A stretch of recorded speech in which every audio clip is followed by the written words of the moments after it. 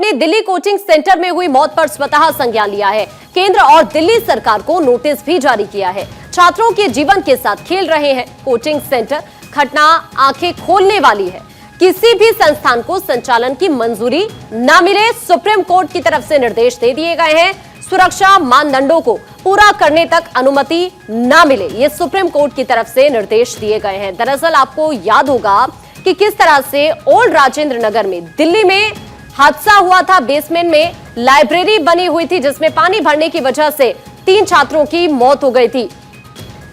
सुमित इस वक्त हमारे सहयोगी हमारे साथ जुड़ रहे हैं। सुमित का सीधा रुख कर लेते हैं। सुमित, ये जो हादसा हुआ, वाकई बहुत सारे सवाल इस हादसे को लेकर उठे हैं और अब तो सुप्रीम कोर्ट ने स्वतः संज्ञान लिया है। क्या कुछ सुप्रीम कोर्ट की तरफ से कहा गया है, विस्तार से आप बताइए जरा।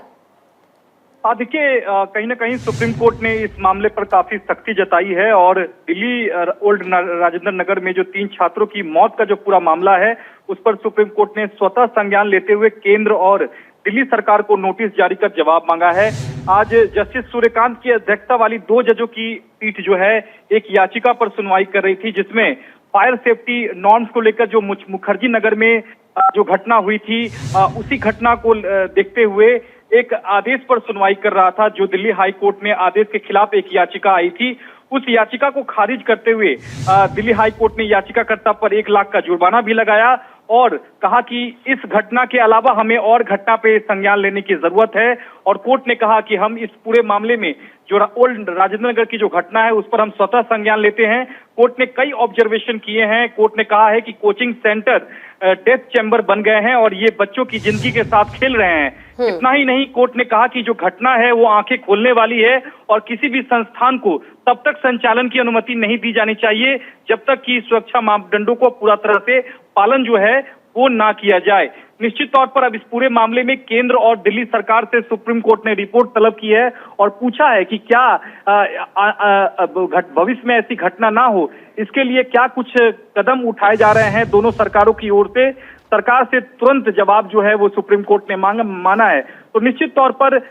मुखर्जी नगर की घटना को लेकर दिल्ली हाई कोर्ट ने फायर सेफ्टी नॉर्म्स के जो आदेश दिए थे उस आदेश को चुनौती देने वाली याचिका पर सुप्रीम कोर्ट ने इस मामले पर स्वतः संज्ञान लिया है और जो हाई कोर्ट के आदेश को जो चुनौती दी गई थी उस याचिका को सुप्रीम कोर्ट ने खारिज करते हुए 1 लाख का जुर्माना भी लगाया है। तो निश्चित तौर पर दिल्ली हाई कोर्ट ने पहले ही इस पूरे मामले में सीबीआई जांच का आदेश दे दिया है, लेकिन सुप्रीम कोर्ट ने काफी सख्ती जताई है इस पूरे मामले पे, क्योंकि सुप्रीम कोर्ट का कहना था कि जो घटना हुई है वो आंखें खोल देने वाली है और इस तरह की जो घटना है वो भविष्य में ना हो, इसके लिए केंद्र और दिल्ली सरकार से सुप्रीम कोर्ट ने जवाब तलब किया है। और घटना ये कैसी हुई, इस घटना में क्या कुछ लूप होल्स थे,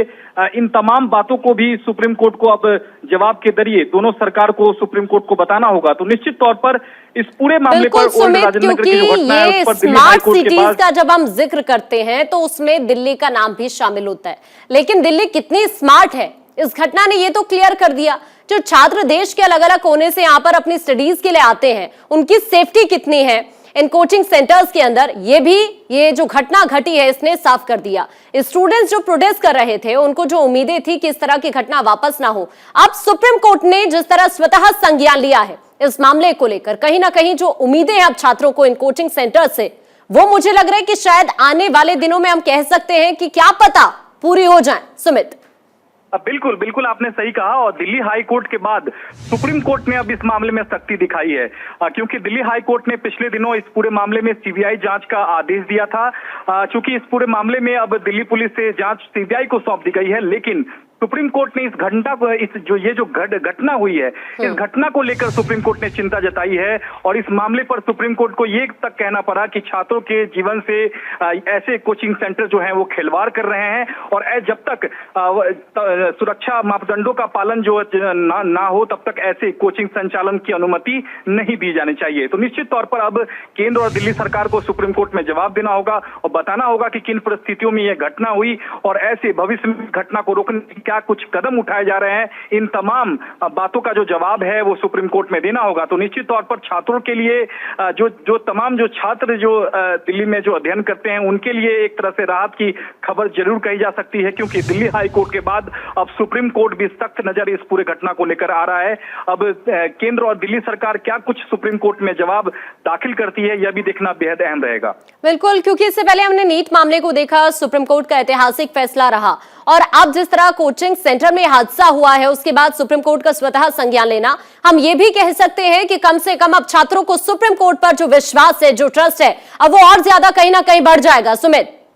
जी बिल्कुल, देखिए यहाँ सीधे तौर पर एनसीडी और दिल्ली सरकार की जो लापरवाही है वो साफ तौर पर आई थी, और दिल्ली हाई कोर्ट को ये तक कहना पड़ा कि जिस तरह से दिल्ली की जो स्थिति है वो बद से बदतर होती जा रही है, और दिल्ली में जिस तरह से मुफ्त की जो योजना दी जा रही है, कहीं ना कहीं यही वजह है कि दिल्ली में लगातार इंफ्रास्ट्रक्चर की कमी है, पॉपुलेशन लगातार बढ़ता जा रहा है। यहाँ तक दिल्ली हाई कोर्ट को कहना पड़ा था कि 3 करोड़ 30 लाख जो जनसंख्या बढ़ रही है वो दिल्ली सरकार की जो मुफ्त की जो योजना है उसी की वजह से